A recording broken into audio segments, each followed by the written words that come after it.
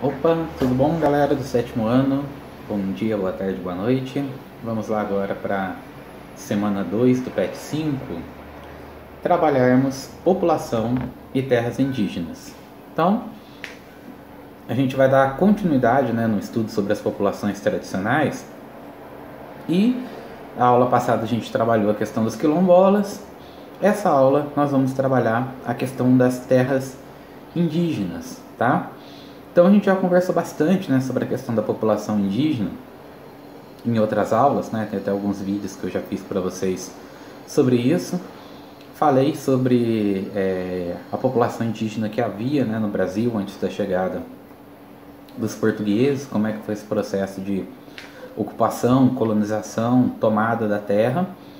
Mas a aula de hoje, a gente vai gastar mais para entender como que estão as populações indígenas na atualidade, tá? Então aqui atualmente nós temos mais de 250 povos indígenas, distribuídas pelo território nacional. Então tem uma população aí de aproximadamente 817 mil indígenas, tá? Sendo que existem vários indígenas que moram em áreas urbanas. Então a gente tem que entender também essa questão da dinâmica cultural da população indígena, Não necessariamente o indígena é aquela pessoa que vai viver na oca, sem internet, caçando e pescando. Esse é um indígena, de tempos atrás. A mesma coisa a gente comparar um europeu hoje com um europeu de 200 anos atrás, São condições diferentes, a cultura vai evoluindo muito, tanto para os indígenas, para os europeus, para qualquer grupo de pessoas, qualquer civilização, qualquer sociedade que se organiza. Então a gente pode encontrar indígenas em áreas urbanas, em várias reestruturações culturais.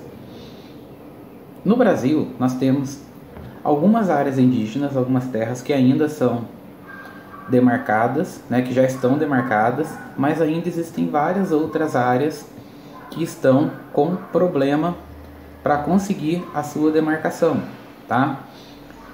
Desde da Constituição de 1988, que nós temos um ponto específico, nessa legislação máxima, que garante aos indígenas a possibilidade de construir reservas, territórios, ou melhor, dão essa função para o Estado de produzir essas reservas para os indígenas. Isso aconteceu, em algumas áreas, algumas localidades, mas infelizmente passa-se por grande dificuldade. Por quê? Muitas dessas áreas que estão delimitadas sofrem problemas, conflitos, principalmente com a produção agropecuária ou mesmo a mineração. E parte dessas áreas que ainda hão de ser demarcadas, estão enroladas, travadas lá neste processo.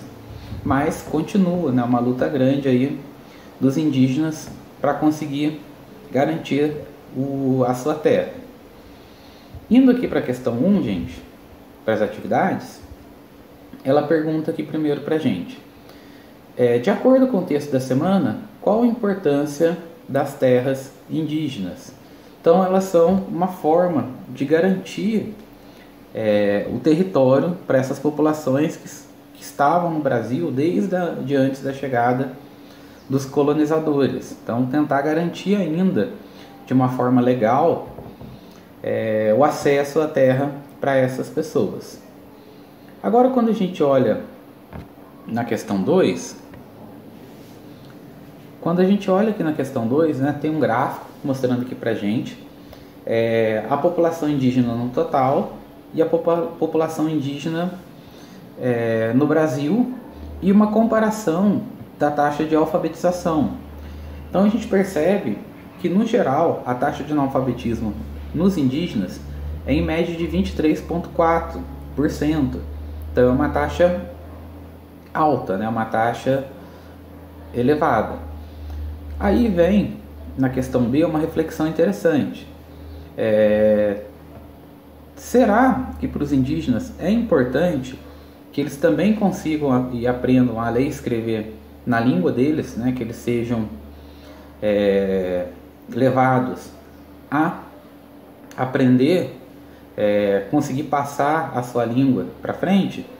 Esse é um ponto interessante, um ponto chave, né? Que o pessoal reflete bastante.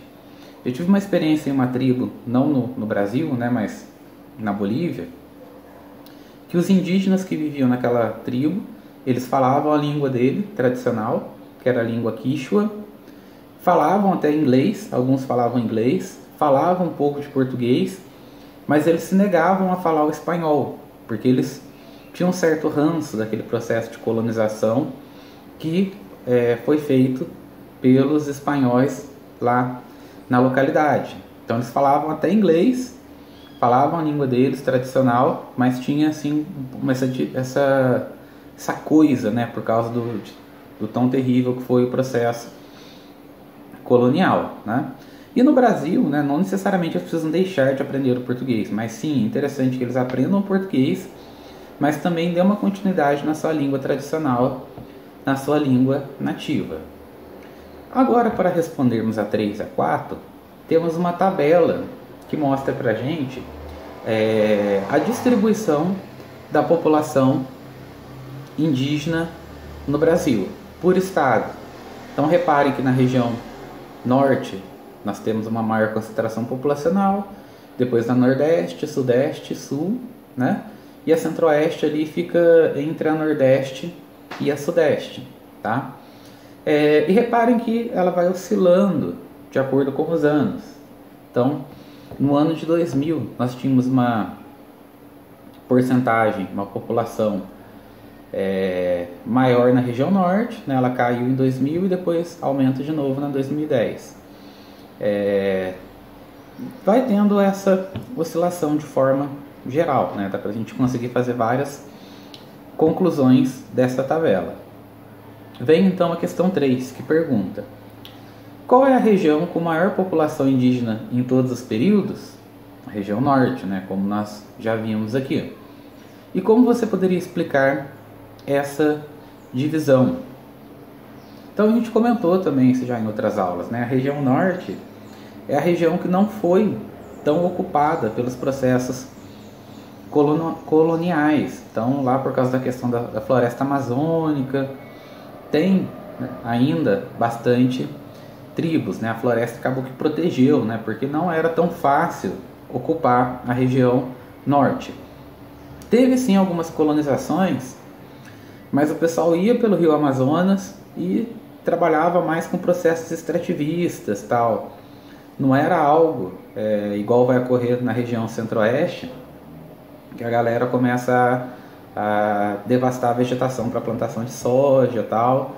Então até mesmo essa ocupação foi feita de uma forma mais restrita, né, por causa